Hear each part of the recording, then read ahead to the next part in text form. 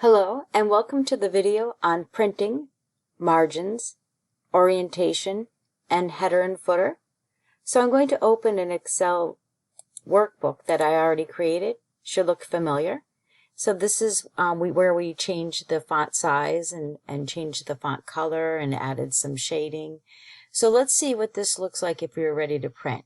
So I'll click File and select Print. And you can see a little bit here. And January, February, March, and you can see, you should hopefully recognize that there's something missing, but also look down here on the bottom. It says page 1 of 2. So if I click the right arrow, which is the next page, it shows you the rest of it. So it doesn't all fit on one page. So if I wanted, I could, right now this is orientation, the default setting, which is portrait, 8.5 by 11. You could select over here and select landscape orientation, and then it all fits, but the paper's turned on its side. That's okay too if you wanted. I want to go back to portrait orientation, so maybe you would want to change the margins instead. So you could click normal margins, the last custom setting, wide, it gives you more margins, so that definitely doesn't fit. And how about narrow? It still doesn't finish the rest of the months. So what you could do is go into custom.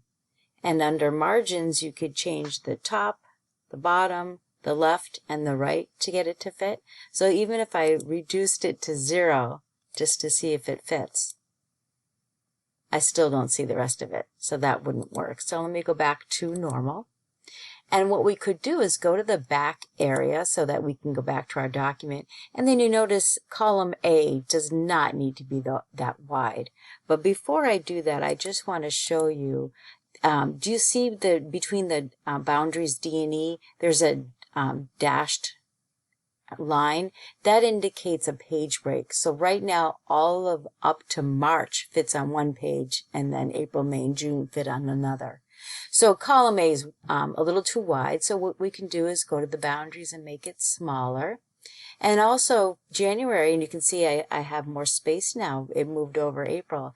January is a little bit too wide, so I can also make that smaller.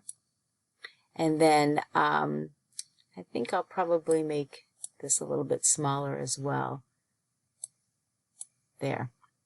Now you can see that everything fits on one. So let's go take a peek at File, Print, and it all fits on one line. But as you can see, only the shading is in A1, so we can fix that by selecting A1, because remember these are individual cells, and we can merge and center. So I'm going to select A1 and drag across to G, and then select Merge and Center.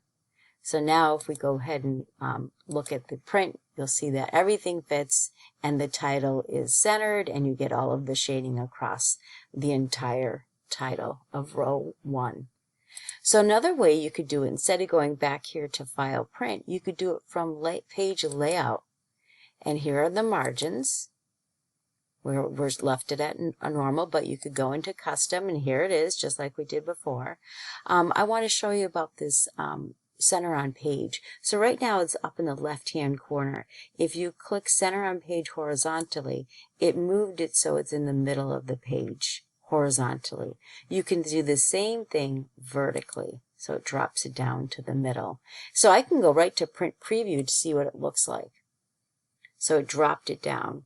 Maybe we like it centered horizontally, but maybe we want to keep it up at the top.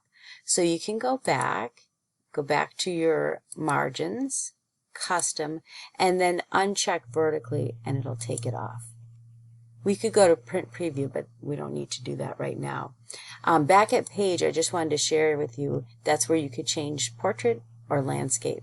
And you can also adjust the scaling of it if you needed it to fit all on one page. We'll do that later on.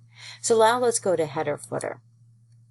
So you can do a custom header. That means it'll appear at the top of the page, and or a custom footer. So we'll do a little bit of both. So I'm going to go to custom header, and the same thing will happen with a footer. You'll have 3 sections, a left section, a center, and a right section.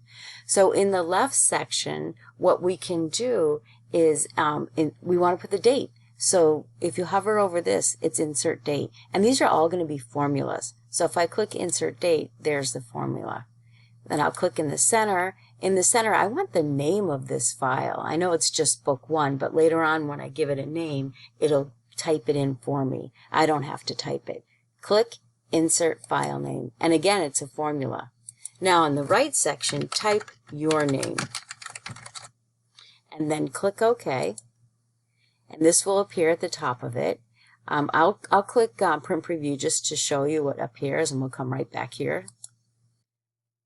So there it is, the current date. So whatever day that I open it, it'll have the current day. I only called it book 1. There it is, book 1 and my name. So let me go right back, and I can do it from here, page setup, and I can do it right here.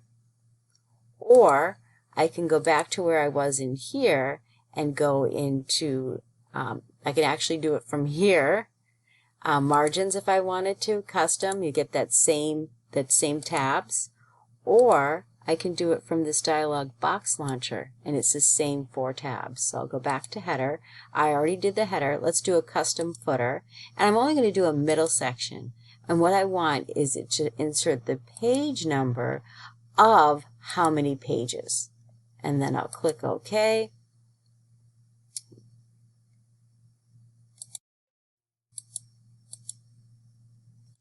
So on the center section, I do want the insert the page number. I just need to press spacebar, type the word of, spacebar. So it'll be page 1 of how many pages there are.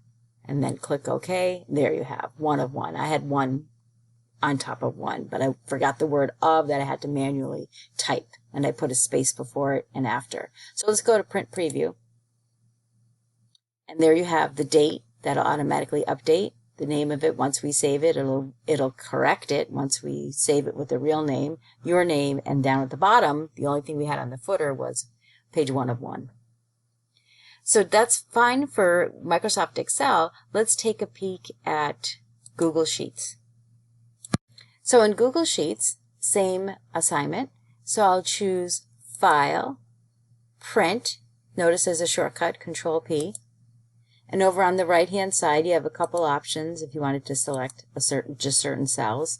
The paper size, but we'll keep it 8.5 by 11. Here's your choice. Do you want it landscape or portrait? But I'm going to keep it landscape. And this is the fit to width if you needed to scale it so everything would fit on one page. And if you wanted to change your margins at any point. I'm going to go right into header footer. Now on this one, it's a little bit different. You don't have the selection of what you want on the header versus what you want on the footer. So as you click them, it'll put them in the location that they're going to be. So if I click page numbers, it's in the bottom right corner.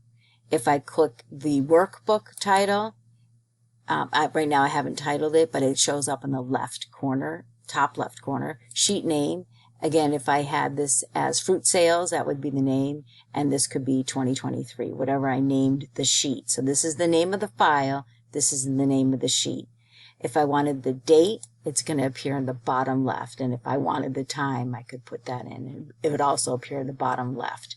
But I'm good with that, so I'll go ahead and click Next. So you get a preview. I'm not going to actually print right now, but you'll get a preview of the title on the left-hand side, the sheet name, and down the left corner would be your date and your page number, but I'm not going to print, so I'm going to cancel out of that. But that's working with Google Sheets.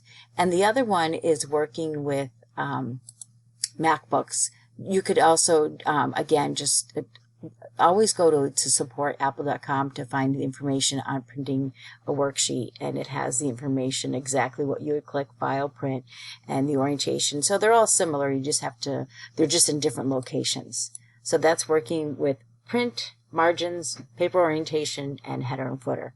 Thank you.